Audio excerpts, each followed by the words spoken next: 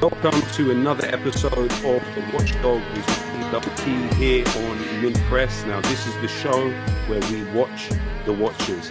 As you know, every week we are going against the grain and covering stories which the mainstream media regularly shies away from. And this week we have a very special one for you. Because we are truly independent media with no corporate backing, we do ask you that you support in any way you can, whether that means liking, sharing, subscribing, commenting on this video and supporting us through Patreon and other places where that can happen. Now, this week, we are here to talk about the prison system that the Israeli occupation enforces on Palestinians. But one aspect of Israeli power has to be understood to be the lobbying of publications around the world to marginalize Palestinian employees. And this week, we have a perfect example of what we are talking about. Salah is a photographer based in Gaza who had since 2018 been working on a freelance basis for the New York Times. Now, he tweeted this week, after years of covering the Gaza Strip as a freelance photojournalist for the New York Times, I was informed via an abrupt phone call from the US outlet that they will no longer work with me in the future. As I understood later, the decision was made based on a report prepared by a Dutch editor who obtained Israeli citizenship 2 years ago for a website called Honest Reporting. Now, since that happened, we have been investigating not only the writer that made this report, but also Honest Reporting. Well, to start with, the writer who made this report, which led to the dismissal of Hussam Salim, goes by the name of Avika von Koningsveld. Now, this gentleman formerly was a member of CIDI, the Dutch Israel lobby group. Now, let's not forget that actually a staff member of CIDI in 2010 won a seat in the Dutch parliament as part of the party led by the racist Geert Wilders. Geert Wilders himself was also funded by the Middle East Forum, led by Greg Roman, himself a former employee of the Israeli Foreign Ministry. But what we also have now that has come out about Avika von Koningsveld, not just his belonging to this Dutch Israel lobby group, but also we have found footage, if Ibrahim is able to pull it up and show us, of him at an event rewarding activists from the Israeli Ministry of Strategic Affairs, Gilad Erdan. And here he is awarding this lobbyist who is responsible for the report that got a photographer in Gaza fired from his job. So not only do we have the clear connection to an Israel lobby group, we have him clearly here as part of the digital project which the Israeli Ministry of Strategic Affairs ran. Let's be absolutely clear, and we have something more to say about this. Honest Reporting, which is the website that he works for, the CEO of it until fairly recently was a gentleman by the name of Daniel Pomerantz. Now, Daniel Pomerantz was previously in the Israeli military. In addition to that, the current senior editor of Honest Reporting goes by the name of Gidon Ben-Zivi, and he is also ex-Israeli military. But what we also have here is a video that Ibrahim is about to show. It is the executive director of Honest Reporting explaining clearly the way in which Honest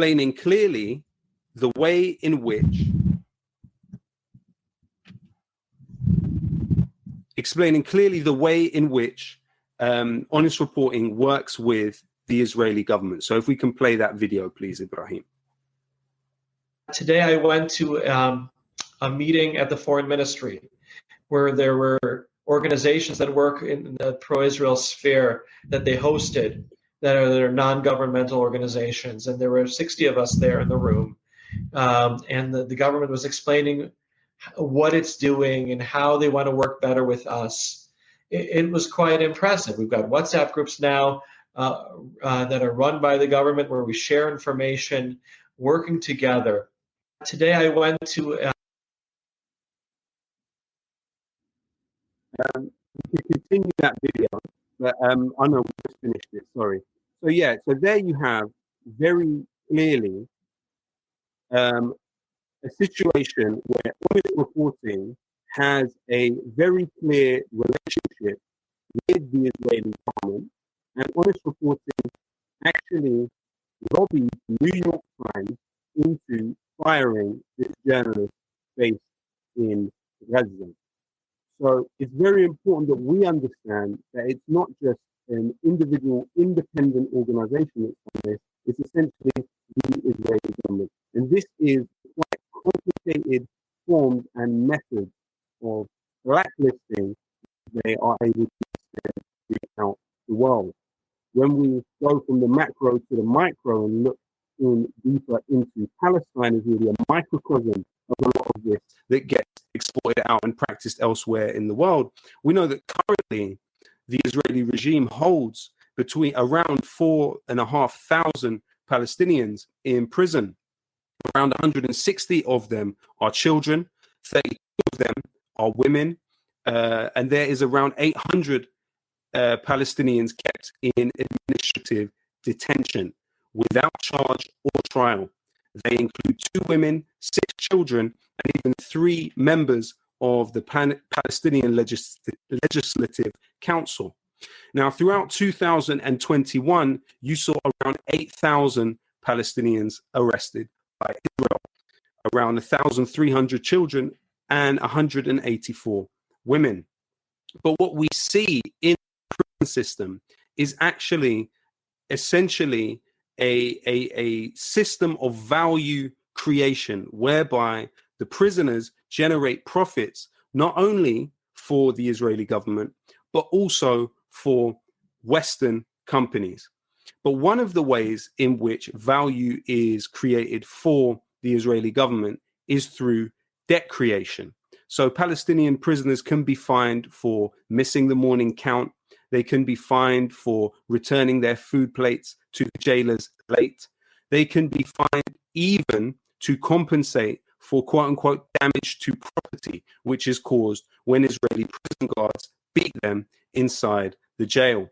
They can even be fined for refusing to be strip searched or for protesting against the conditions within the facility that they are held. And according to the Euromed Human Rights Monitor, in 2016 alone, it was found that overall fines of prisoners added up to an average of 500,000 shekels per inmate.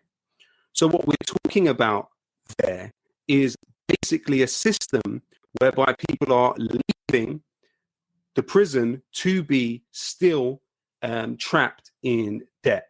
We also even had in 2017 the example of minors in Israeli prisons being fined around $11,000 in 1 month alone. There's numerous examples of people having to sell their homes in order to pay off Israeli prison fines, like the Alawi family in Nablus. Or, for example, you have the oldest Palestinian woman prisoner, Sa'adiyya Faraj Allah, who was days away from dying. She attended an Israeli military court in a wheelchair and was told that she had to pay 15,000 shekels worth of fines. When we look at the other side of profit generation from this situation, we cannot forget very key and well-known Western corporations who benefit massively from the Israeli prison system. So, for example, US corporation Hewlett-Packard has not only provided systems for data storage, for servers, and the security services for the data within the Israeli prison system, they've also signed deals that are worth over $1 million to provide these for other parts of the Israeli state, but also have been involved intimately in building a biometric database of Palestinians for Israeli occupation forces. You also have the popular, well-known Swedish manufacturing company Volvo. This is a company which is intimately tied to the transporting of Palestinian prisoners through its subsidiary, its Israeli subsidiary, Merkavim, which provides the buses that are used. You even have Volvo machinery that has been used in demolitions of Palestinian homes, also by the Israeli military. You also have the example of the very well-known US company Motorola, which has had a key role in expanding this infrastructure of spatial dominance. Not only does it provide the Israeli police with the Astro 25 communication system, which they use to interact with each other, Motorola Solutions also set up a wide area surveillance system known as Motor Eagle for the Israeli Ministry of Defense. The system is essential to the illegal settlement network and apartheid wall infrastructure. Motorola even went as far as making this special encrypted communication infrastructure for Israel by the name of Mountain Rose. And then we are brought to the massive British company G4S. So previously, G1 Secure Solutions, which is a company in the apartheid state, was known as G4S Israel. It had about 7,000 workers there and provided detection systems to the Israeli prison system. What we also know is that G4S provided the CCTV system and the management systems. They provided the maintenance of the CCTV system, actually.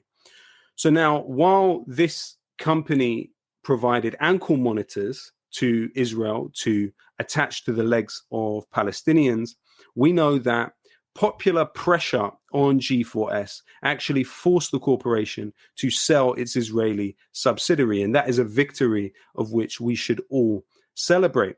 However, we know that today, G4S's 25% ownership of Policity Corporation, it still has a role in occupied Palestine. Policity actually trains Israeli police officers on a plethora of suppressive measures, from crowd control to interrogation techniques and undercover operations.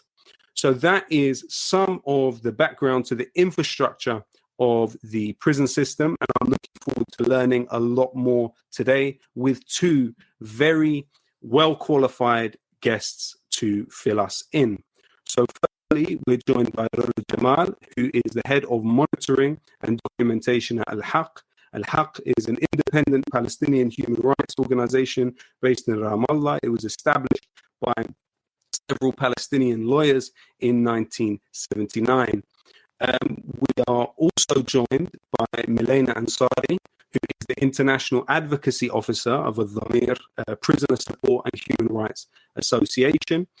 Now, this organization monitors the treatment of Palestinian prisoners who are arrested in the West Bank by the apartheid state and also by the Palestinian Authority, and it provides legal assistance to those prisoners. It's important we also mention that in October 2021, Addameer, along with Al-Haq and four other organizations, the Center for Research and Development, the Defense for Children International, the Union of Palestinian Women's Committees, and Union of Agricultural Work Committees, these 6 organizations were designated by the Israeli government in a very damaging move. It was condemned by Amnesty International, Human Rights Watch, and even the UN Office of the High Commissioner of Human Rights. You even saw a report saying that the CIA had seen the evidence that the Israeli government has used to designate these organizations, and has said that this designation was very unfounded, and really there wasn't evidence to support this assertion of the Israeli government. Now, 30 Palestinian prisoners are today entering their 13th day of hunger strike. They've been rejecting their administrative detention. And just yesterday, you saw 900 Palestinian prisoners in the Israeli prison of Ofa returned their meals in solidarity with the administrative detainees on hunger strike. So firstly, welcome to the show. Thank you very much for coming. And the first question I would like to direct to Milena, could you tell us, explain exactly what administrative detention is and what it entails, and also give us a background to these hunger strikes, and also tell us why the case of Salah Hamouri is such an important one. First of all, really thank you. It's an honor and pleasure to be here on this platform with you, Lowkey, and it's a really important time to look at what's happening in Palestine, give it a bit more attention, and try to see how we can support as much as possible. To begin with, about administrative detention, it's basically a procedure where the Israeli occupation detains Palestinians solely on secret evidence that's neither disclosed to the detainees themselves nor their lawyers. Palestinians under administrative detention could be held for an indefinite time without ever receiving any charges against them or any evidence against them for their detention, or ever standing a fair trial.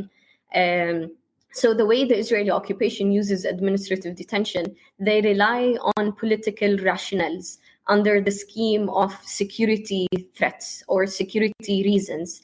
And so this is the basis of their administrative detention. They say that this person, under secret information we have, may in the future pose a security threat, so we need to detain them right away in prison for an indefinite time.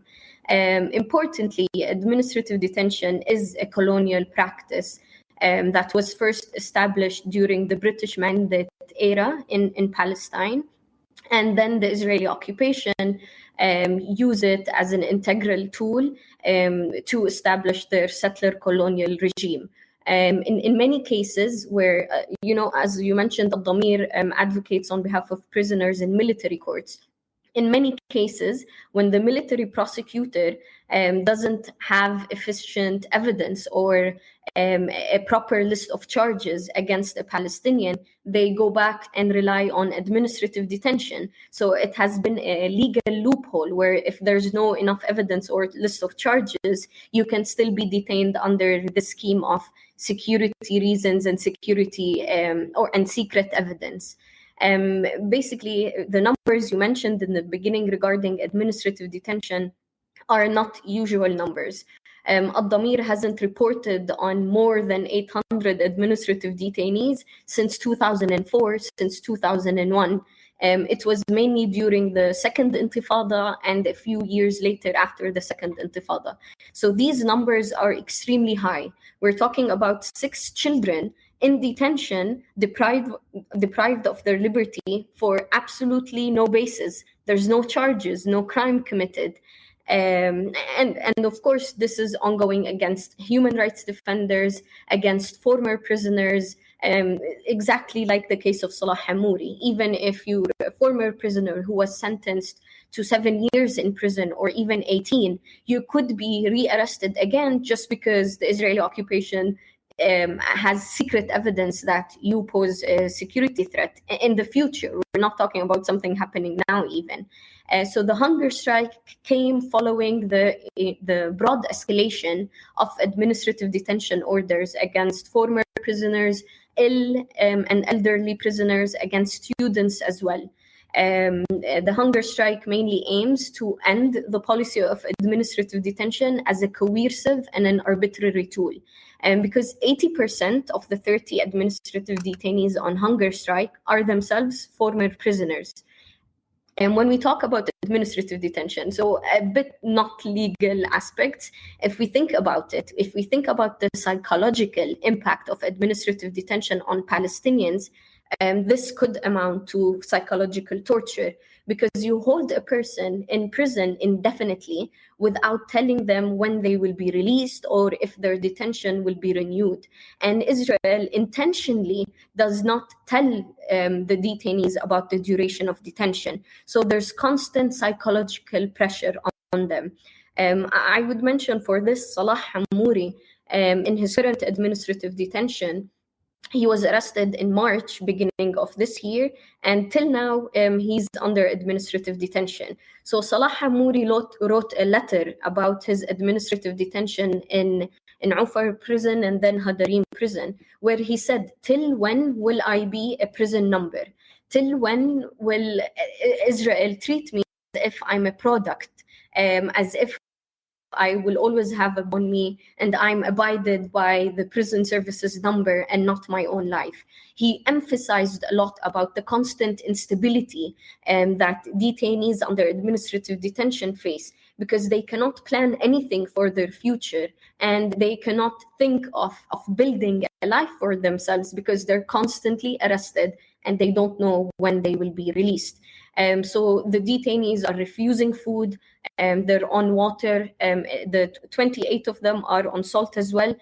But sadly, Salah Hamouri and Ghassan Zawahri, who are in solitary confinement alone, do not even have salt. They're only living on water. So that comes extremely dangerous to their health. Maybe the question of why Salah's case is important, I would send it to Rula, probably give priority to the campaign of justice for Salah to also be able to be covered. Thank you for that. Please go ahead, Rula. Yes, well, first, I'd like to second my colleagues' appreciation for you having us here on a Friday night. And I hope that this will be useful for everyone that is listening to us into actually bringing the attention the hunger strikes need right now. Regardless of the numbers, we don't need to wait for a huge number of people to join a hunger strike or to stay on hunger strike forever for us to actually act. So I really hope that this would excite people to get on this. Many things can be done by individuals, believe it or not. So in relation to why the case of Salah Hamouri has been getting and receiving so much attention, we as human rights organizations, both national Palestinian human rights organizations and international ones, have been working on this case, and we united in a coalition to work on this, despite the fact that he is definitely not the first detainee in Israeli prisons, nor the last one. But actually the case is much more complicated because Salah has been a subject of persecution for the past 22 years. I don't think there is any violation that hasn't taken place on Salah. It all started when he was young in school. He was detained. He was shot at. He was detained 6 times, 3 of which are administrative detention, what Milena has explained. He was also, at one time in 2001, he was asked to. He had actually a plea to leave the country for 14 years because he is also French citizen, to leave the country for 15 years or to stay in prison for 7. And he chose to stay in prison for 7. And why did he do that? Because he knew that if he leaves Jerusalem, and he's a Jerusalemite, if he leaves Jerusalem holding a residency permit, he can never come back. So the situation is extremely dangerous because Salah is, in addition to him being now in detention and him being on a hunger strike, he is at imminent threat of being deported from Palestine. The thing that I just said, him choosing to be in prison instead of living in Europe, says a lot about what he actually wants.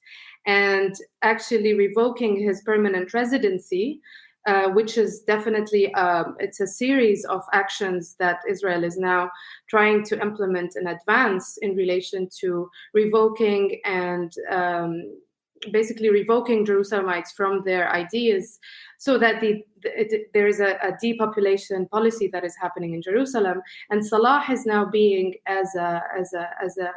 being used as a new case. So what is happening with Salah is the following.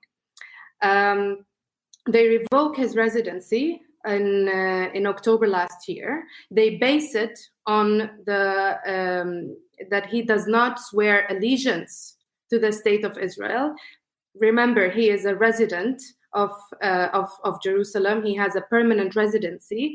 And the occupier cannot ask the people under its occupation to swear allegiance. So that by itself is considered to be a crime against humanity. And also, all of that is based on a secret file. So he is the first case in the history of Palestinians to actually be, let's say, designed and engineered in such a manner to then cement a new policy of actually lowering the threshold of revoking residencies from Palestinians to then, continue with these policies further on. So this is why it is extremely dangerous that if the case of Salah actually goes on, and it is now in the Supreme Court, which again, you probably know about the judicial system of the Israeli occupation. There is no due process.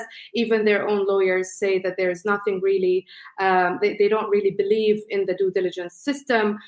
So if this case manages to go ahead, we are going to be looking at a very quick revocation and depopulation of Jerusalem. This is why we as civil society are screaming, people, be careful, this is extremely dangerous. This has been ongoing since 1967, but now they are really lowering the threshold into a very scary reality that they can just revoke the residency of anyone, saying, you didn't swear allegiance to the state, and we have secret evidence. So this is why, again, we're doing this. So there we have, in plain terms, it really spelled out for us the way in which the case of Salah Hamouri is a test case, which through then the depopulation and ethnic cleansing, essentially, of Palestinians from Al-Quds can be carried out if this is allowed to happen. So I wanted to just ask you, what's the history of hunger strikes as a method of resistance among Palestinians, and how has the Israeli occupation responded to it? So to look at the history of hunger strikes, they were as early as 1968. But during that time, hunger strikes were used as a legitimate and peaceful way to protest detention conditions, like the use of solitary confinement, the use of torture and ill treatment, as you mentioned, the violent raids inside prison, restriction on family visits, for example, as well. So as early as 1968, the hunger strikes were also demanding basic human rights for political prisoners and detainees. But hunger strikes, individual hunger strikes or collective hunger strikes against the policy of administrative detention, it was at least since the 1990s. And they have resorted through hunger strikes to better maybe understand the Palestinian prisoners movement approach to hunger strikes. It's really important to note that they are a way to define disciplinary domination powers inside prison, where Palestinians decide to use their bodies to change the power dynamics between the prison guards and their bodies, because inside prison they basically don't have any sovereignty or any authority over their own bodies or their own choices. So for administrative detention, you're already detained in an arbitrary way. It is unlawful that you are here. So hunger strikes become, again, a way to demand basic rights and freedom of Palestinians and justice, basically. They also, why hunger strikes have been historically the way to protest inside prison is a note Rula mentioned just now. It is that Palestinians really have lack of trust of any Israeli judicial body. Basically, all Palestinians in the West Bank are tried before a military court, where the judge is an Israeli military officer wearing Israeli uniform, the Israeli occupation uniform. The prosecutor is also an Israeli military officer wearing their occupation uniform in court. And the law is always Israeli military law. So the system is built not to actually look into evidence or seek through genuine justice or accountability. The system is built to basically maintain Palestinians inside prison. So it's a tool of domination and tool of oppression.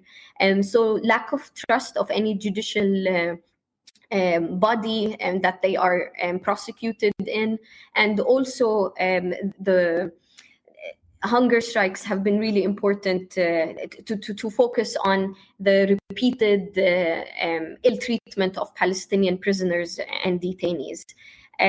So this is about more history, but to explain how the Israeli prison services or the Israeli occupation treats hunger strikes, it's very brutal. It just continues. It's leveraged against them that they are doing hunger strikes. Immediately when a detainee, a Palestinian, announces their hunger strike, they are immediately moved to isolation. They are moved to very tiny, small, and filthy cells, separated from the rest of the Palestinian prisoners and detainees, as a way to punish them. Not only are they isolated, but they are banned from family visits during that time, and lawyer visits to them are extremely restricted. Sadly, the Israeli prison services, as an economic exploitation, what you were mentioning in the beginning, they issue fines for the hunger striking detainees for each day of their hunger strike, which makes it even more arbitrary measures and ill treatment. Of course, there's a deliberate policy of medical neglect. So the hunger striking detainees do not get full monitoring for their health conditions, because as we mentioned, hunger strikes can have a huge toll on the health conditions of prisoners and detainees if they are not monitored the proper way. So there's complete lack of responsibility taken by the Israeli occupation for hunger strikes. To add to that cruelty, for administrative detention specifically, the Israeli military courts don't even, when they see a hunger striking detainee reaching critical health conditions, and their lawyers appeal their administrative detention, you see the courts affirming the detention, the arbitrary detention. So it's a whole system. Each part, whether it is the judicial system or the military forces, they continue the brutality and the domination against the Palestinians in different ways. Of course, I never forget the words of Avigdor Lieberman. At the time, he was the foreign minister. He's currently the finance minister of the apartheid entity. He said that he was from the Margaret Thatcher school of thought when dealing with hunger strikers. And of course, Margaret Thatcher had 10 dead men's blood on her hands for the Irish Republican movement were in British prison, including Bobby Sands, who even won a seat as an MP while he was in prison, and Margaret Thatcher let these men die. Moving on to Rula, could you please just give us a background to the organization Al-Haq? Where did it come from? How was it formed? And what function does it carry out in Palestinian society?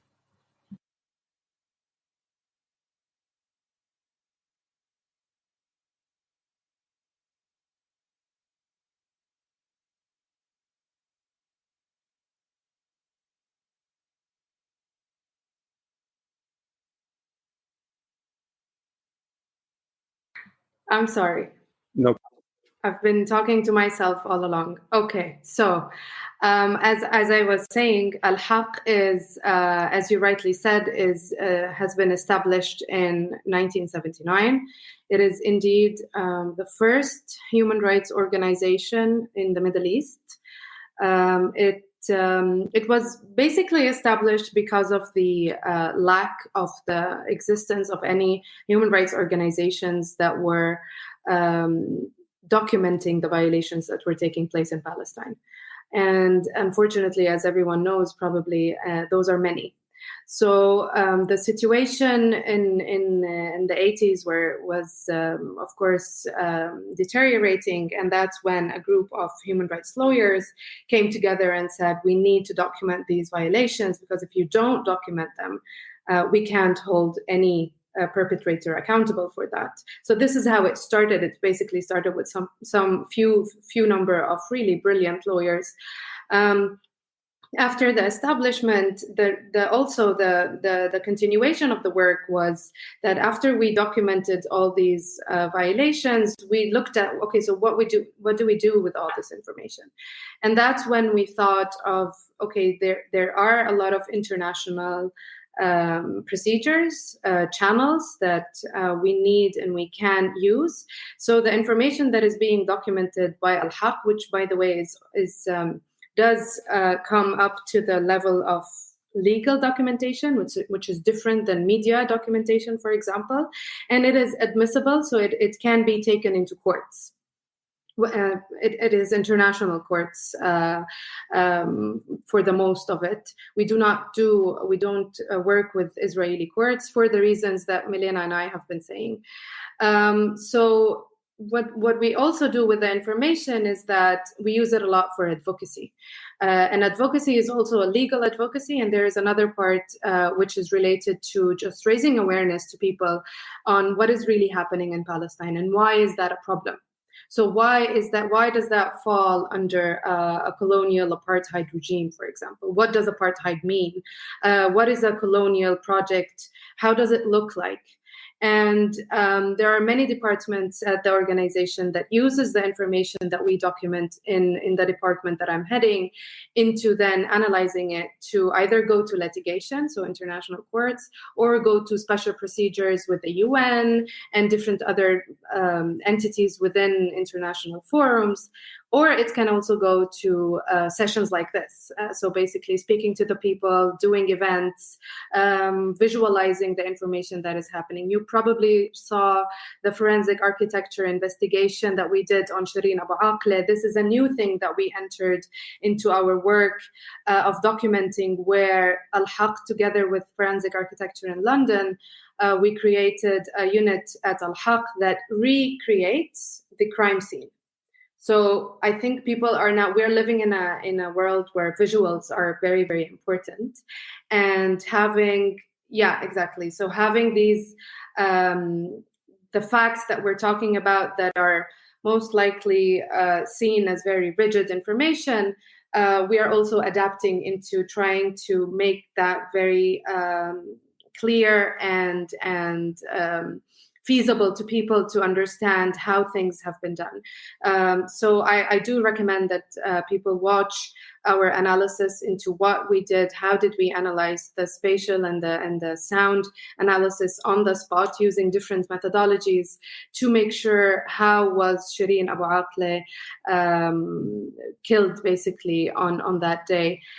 So this is the kind of work that we do, and this would lead us very nicely into guessing why we were designated as outlawed and as terrorist organizations, and everything we do and every one of us being part of either we're being part of an act of terror or being part of a criminalized action. So I maybe if you want, I can speak more about the designation itself and what. I think it would be good if we just got from Milena a breakdown of what Addameer does, also just before we get into the designation. But I also recommend that everybody watching this check out the brilliant work of forensic architecture and Al-Haq on the killing of Shireen Abu Akleh. This is really special work that has been carried out here, and very, very important for us all to know about and see. So if you just be able to break down for us what is Addameer and some of its history, and what function does it carry out in civil society? Well, yeah, definitely. I've been talking about Addameer's work for a long time, but now hearing Rula speak about Al-Haq's work, now I feel like Addameer is literally the baby of Al-Haq in a way. Addameer does similar work to Al-Haq. However, we are very focused on advocating, as you mentioned in the beginning, on behalf of Palestinian prisoners held in the Israeli occupation prisons and the Palestinian Authority as well. And so this is really important to always keep in mind that we do different violations, whether it is out from our own government, from our own Palestinian Authority, or whether it is the Israeli settler colonial regime. So Addameer uses advocacy campaigns, documentation and reportings, and legal consultation to advocate on behalf of the prisoners. We provide free legal aid and consultation in Israeli military courts and Israeli civil courts as well. Our lawyers do regular prison visits where they take testimonies from the Palestinians firsthand to ask about their detention conditions, if there are any violations of their rights, basically, and whatnot.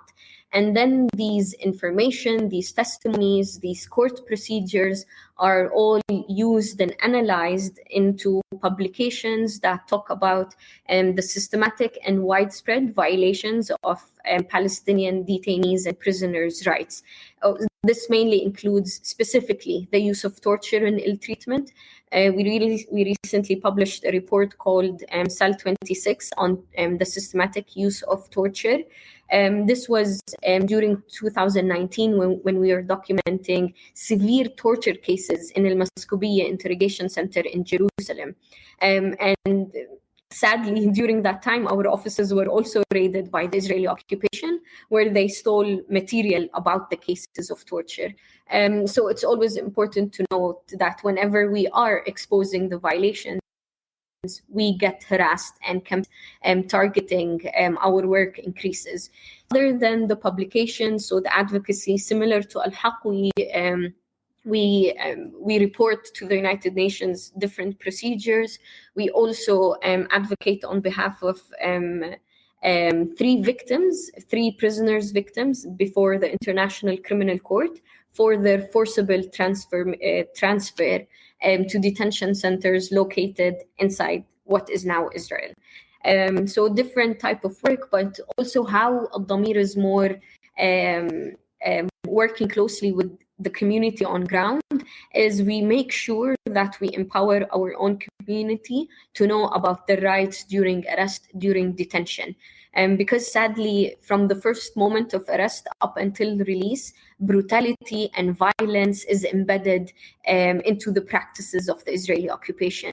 And it's important for us to make sure that all Palestinians are aware of their rights, even though the moment they're arrested, none of these rights exist.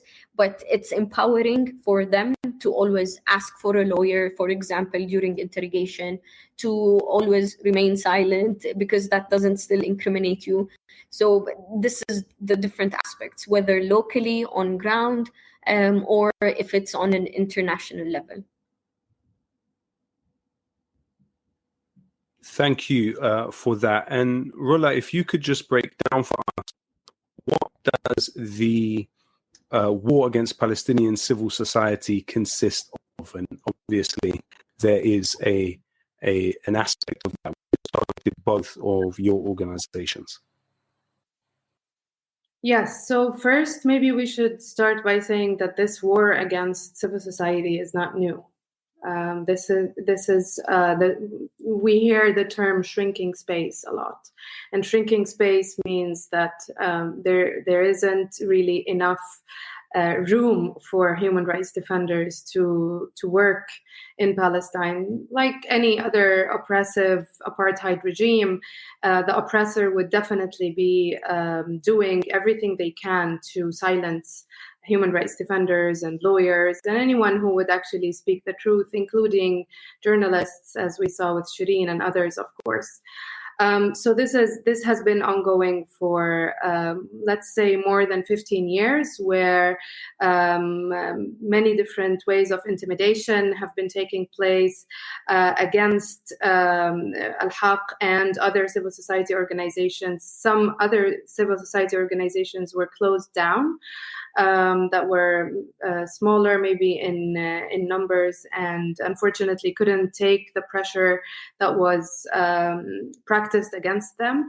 And but basically what made things worse is when we, as Milena was saying and I was saying earlier, we do communicate with the International Criminal Court. Now, since the ratification of the status of the International Criminal Court, the harassment against the civil society has intensified. So it became just larger. And the reason is probably because the perpetrator, which is the Israeli occupation regime, was really scared that we are going to be able to expose and put forward the actions that have been taking place into a legal framework that can lead to a certain result that they don't like, basically. So since last year, and what happened last year is that the investigation was indeed opened by the International Criminal Court, by the prosecutor, and that is when a huge attack on civil society began, until we reached a level in October, as you said at the beginning. They actually took a decision to execute the civil society, and there is no shrinking space anymore.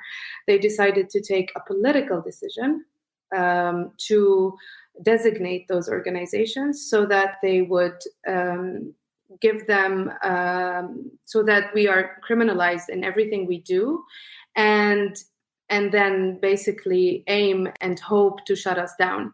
So in October, we were designated outlawed under the military orders, and also under the Anti-Terror Act of 2016, the Israeli Anti-Terror Act. And what does that mean? So basically that means that everything we do is considered to be an act of terror. Everything we do is a criminalized act. So me now today talking to you, talking to the people listening to us tonight, is considered to be a criminalized action. And this is and what they want to do is that they after the designation, they, as you also mentioned at the beginning of this episode or this session today, is that they went out with an evidence, a file, and showed it to different states, saying that we have connections with the PFLP, and they actually even changed in the wordings after a month or after 3 weeks, saying that we are an inseparable part of the party. So as you also said, this was not considered by any state. Most of the biggest donors of the organizations are the European states. So what the Israeli occupation is basically saying is that Europe is, building up terrorism in Palestine. After that, in August this year, we were raided by the Israeli military, and they closed down our offices. So this is one of the steps that we were already anticipating. Of course, it is terrible. It is absurd that we are on a level where even human rights defenders are extremely targeted in such a vicious way to try to kind of paralyze our work and to try to paralyze our ability to focus on what actually matters.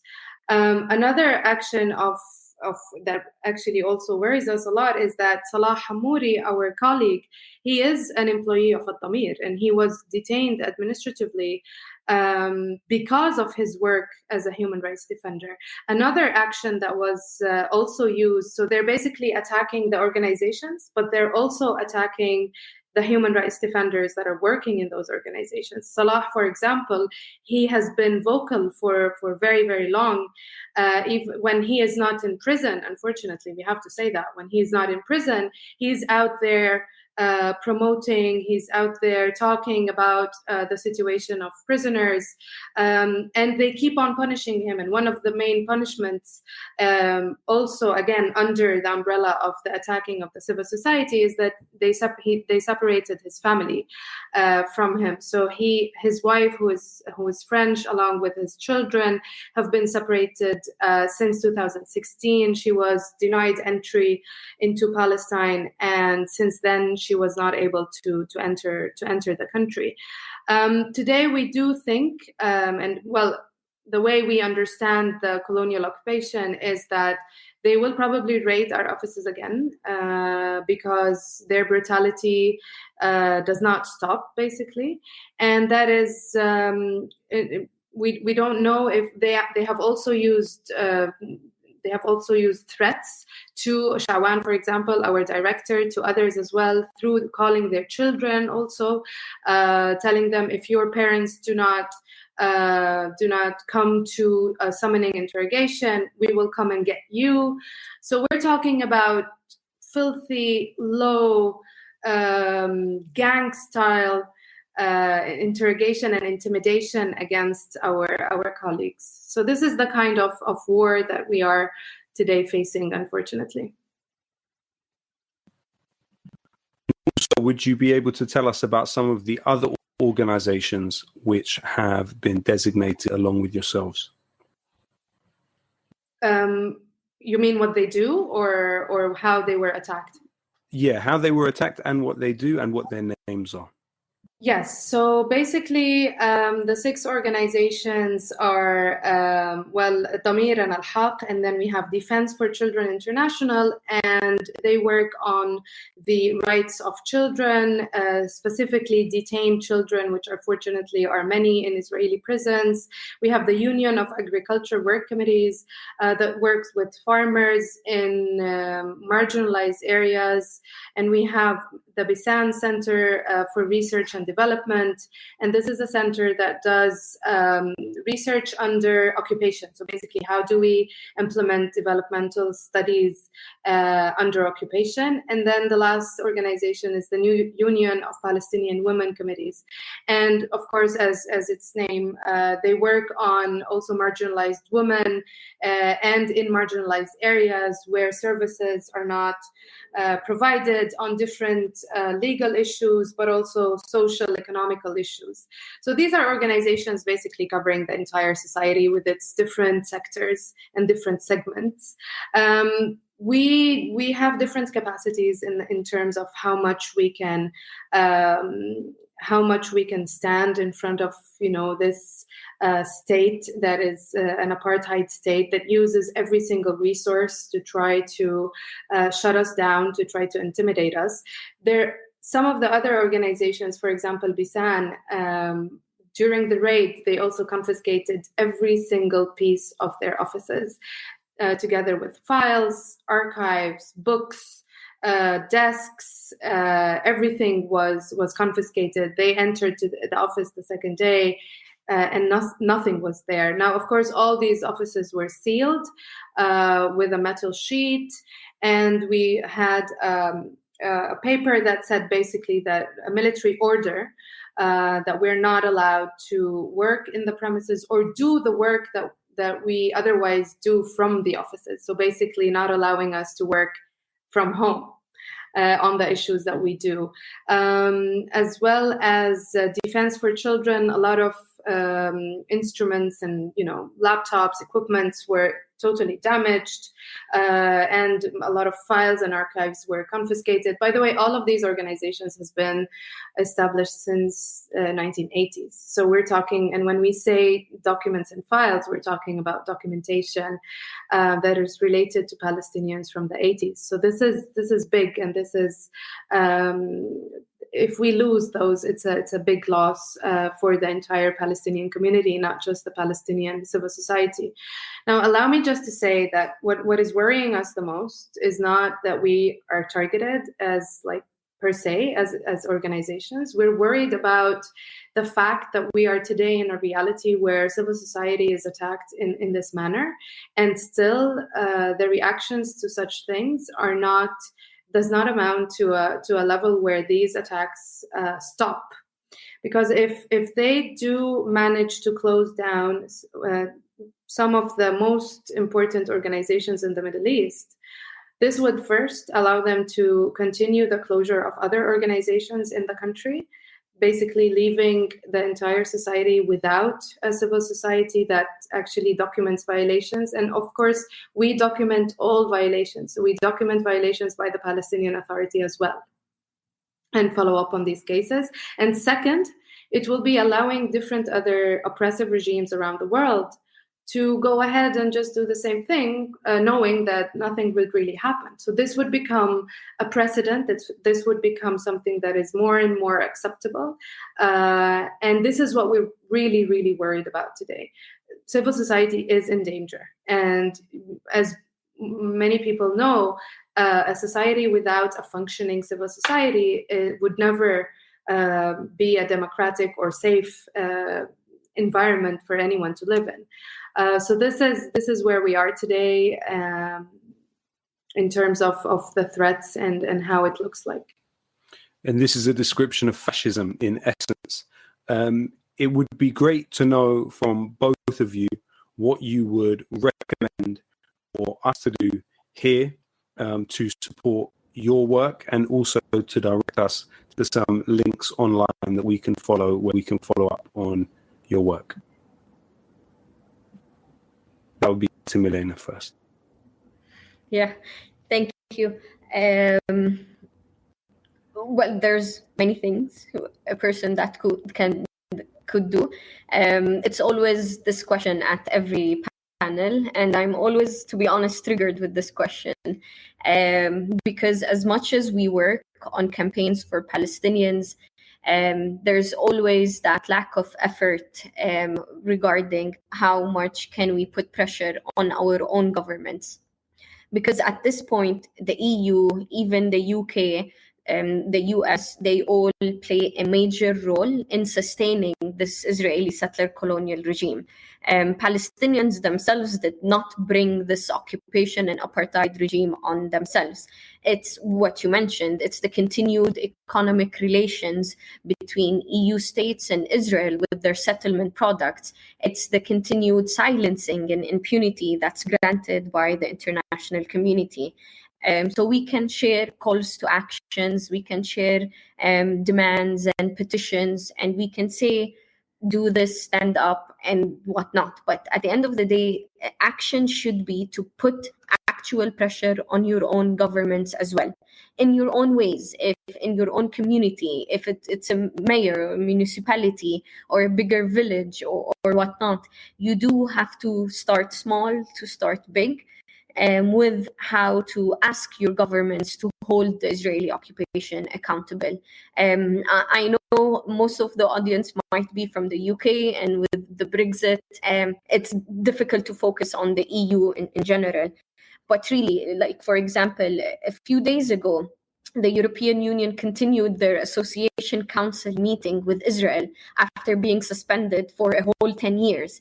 And imagine when Palestinians are literally telling the world, we are seeing the gravest violations. Like, our prominent journalist, Shireen Abu Akleh, gets murdered, and there's so much evidence on her murder by the Israeli occupation. And then there's no accountability. We are saying settlement expansion is increasing a lot. We need to take action against this. But again, the international community is silent. It's not acting in these regards. So actions that would target the root causes of the problem should come from putting pressure on governments to end ties with a state that on a day-to-day basis violates basic human rights. We're talking about more than 800 administrative detainees held without charge or trial. We're talking about 180 children in prison. We're talking about a case like Ahmad Manasra, who was only a child when he was brutally arrested and subjected to psychological and physical torture. Yet the world stands in silence to defend this child who represent many other children. You have Salah Hamouri, who represents Palestinian Jerusalemites, who are forced to have loyalty to their occupying power that systematically violates their basic human rights. So how are we allowing Israel to continue with this?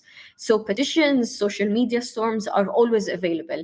You can follow Addameer to check up on the hunger strike of the 30 detainees. What are their demands? You can follow, I'm sure, Rula, you'll be able to, if you want, talk more about the Justice for Salah campaign demands. But what I'm trying to say here is there are many actions that you can take. But if we want to make genuine impact and change the situation on ground here for Palestinians, governments need to move. Governments need to take action and end their impunity and silence to the Israeli occupation violences.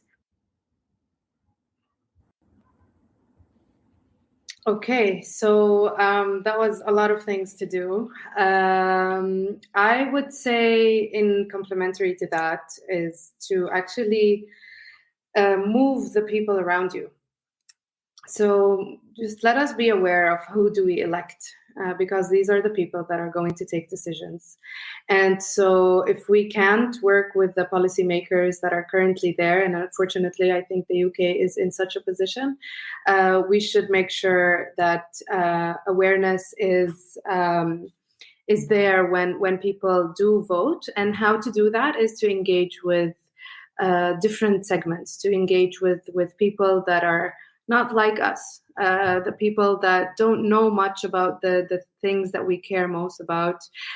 We sometimes tend to advocate and lobby among ourselves. I think we need to come out from that comfort zone and start to speak to people who are who receive a totally different information channel that is not allowing them to see what justice is looking like. So I would recommend that whoever from you knows youth groups, students, unions, journalists, engage with those, because this is how we build together a public opinion that would lead to a much better place for the convictions that are related to justice and rights and human rights for all, specifically in the UK, that is very much connected to what is actually happening in Palestine.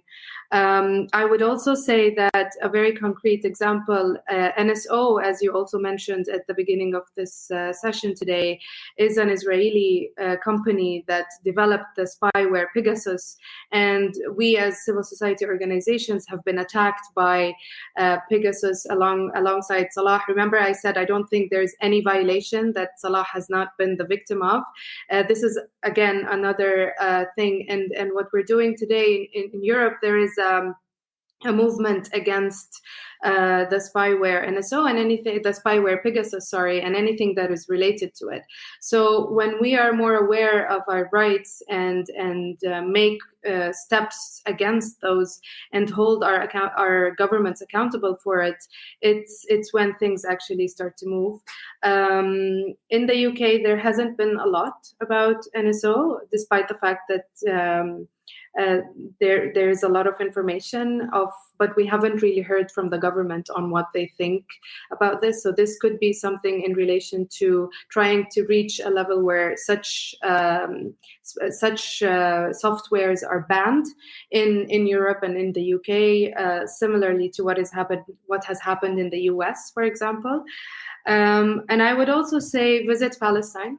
When you visit Palestine and learn more, and if you have visited Palestine, be ambassadors of Palestine, be ambassadors of justice for Palestine.